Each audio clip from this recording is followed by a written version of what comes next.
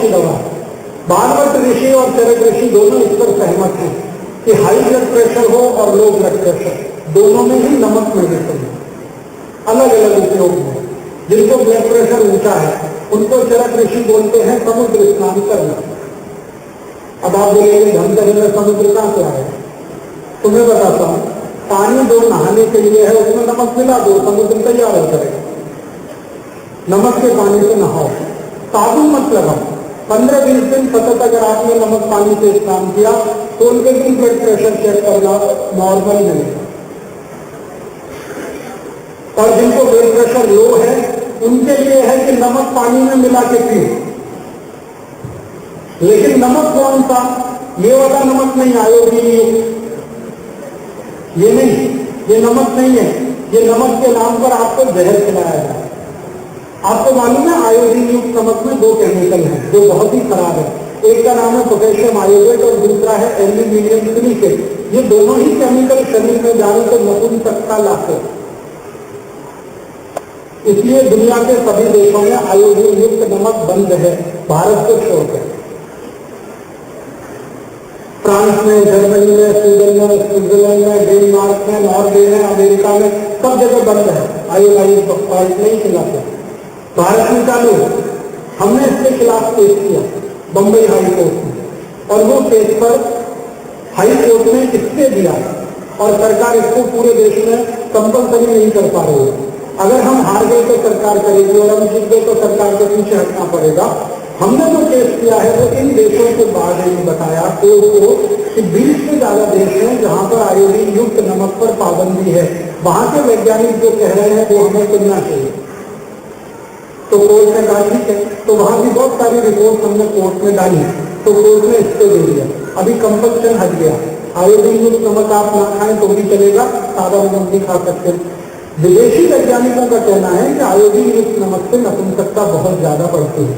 Denmark देश में तो इतनी बुरी हालत हो गई है, 20 साल उन्होंने आयोडीन युक्त नमक खिलाया अपने लोगों को, आज वहां बच्चे पैदा नहीं हो रहे। तो वहां बंद कर दिया उन्होंने आयोडीन युक्त नमक। और वहां एक नई स्कीम आई है, ज्यादा बच्चे पैदा करो तो इनाम मिलेगा $50,000 कैश प्राइज। एक बच्चा है, दूसरा कर दो तो $1,00,000। उन देशों में ये समस्या आ गई है। भारत में सरकार का एक अधिकारी मुझे बोलता कि राजीव भाई हमने भी इसी समस्या का समाधान करने के लिए लाया है, क्योंकि भारत में जरूरत से ज्यादा जनसंख्या और ये सब नहीं हो रही है। तो हम आयोडीन युक्त नमक खिलाएंगे, 5-7 साल में नपुंसकता बढ़ जाएगी तो बच्चे होंगे ही नहीं, तो भारत की समस्या हल हो जाएगी। ये भारत सरकार का चिंतन है, ऐसा सरकार सोचती है। तो आप मत करिए इसका। मेरी मान्यता में जनसंख्या कम करने की कोई जरूरत अपने को नहीं है। अपने को जनसंख्या कम करने की जरूरत नहीं है, संसाधनों का बंटवारा ठीक होना चाहिए, इसकी जरूरत है। भारत जनसंख्या अपनी बहुत ज्यादा नहीं है, पर स्क्वायर किलोमीटर के हिसाब से अगर आप कैलकुलेशन करेंगे तो सबसे ज्यादा जनसंख्या है जापान की, उनको चाहिए कम, क्योंकि उनके पास एरिया तो है नहीं, बहुत ज्यादा लोग हैं। उसके बाद है हॉलैंड, नीदरलैंड, फिर डेनमार्क, फिर नॉर्वे। इन देशों को जनसंख्या कम करनी चाहिए। भारत में अभी संसाधनों का बंटवारा ठीक करो। जनसंख्या इस देश में ज्यादा नहीं है, संसाधन कुछ लोगों के पास तो इतने हैं कि उनको पता नहीं क्या करें, और कुछ के पास कुछ भी नहीं है, वो भूखे मर जाए। ऐसा देश है भारत, ये ठीक करने की जरूरत।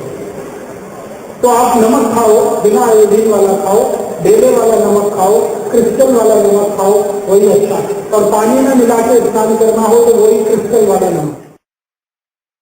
हृदय घात जिनको भी होने की शक्यता है, जिनका कोलेस्ट्रॉल बढ़ा है, हृदय विकार वाले मरीज सामने से बताते हैं कि उनको दाद बहुत लगती है, थोड़ा भी चले तो सांस भरती है, थोड़ा भी चलने पर बैठना पड़ता है, सीढ़ी चढ़े तो बिल्कुल पसीना पसीना हो जाते हैं, दम निकल जाती है, तो समझ लो उनको बहुत जल्दी हृदय घात आने वाला है। ऐसे सभी लोगों को बताइए कि दूधी भोपड़े का रस पियो, 1-1 गिलास।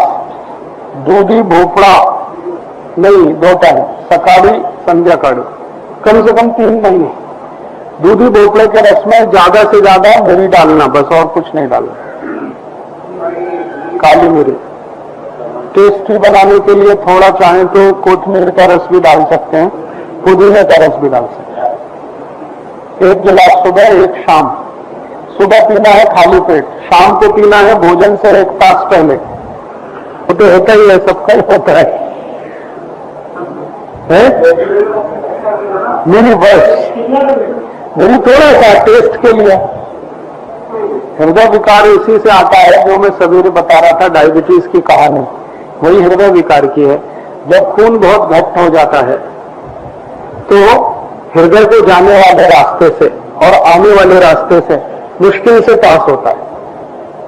तो वो रास्ते में चारों तरफ ऊपर नीचे आगे पीछे जगह कम होती जाती है, माने वो जड़ होती जाती है, नली। फिर जितना रक्त चाहिए वो मिलता नहीं तो दर्द होता है। हृदय जो है ना, रक्त देता है शरीर को और स्वयं भी रक्त लेता है अपने लिए, दोनों काम वो एक साथ करता है।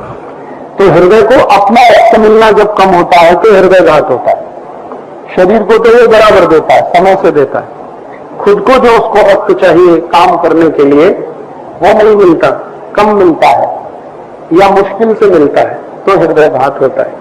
तो अगर आप दूधी भोपला देंगे तो जो जड़ हो गई हैं नसें वो सब नरम हो जाती है। नरम हो जाती है तो रक्त प्रवाह आसान हो जाता है, तो हृदयघात नहीं होता, खतरा निकल जाता है। और जो हो गया हृदयघात तो 5 लाख रुपए खर्च होते हैं, उसके बाद भी गारंटी कुछ नहीं है, दोबारा फिर हृदयघात आता है।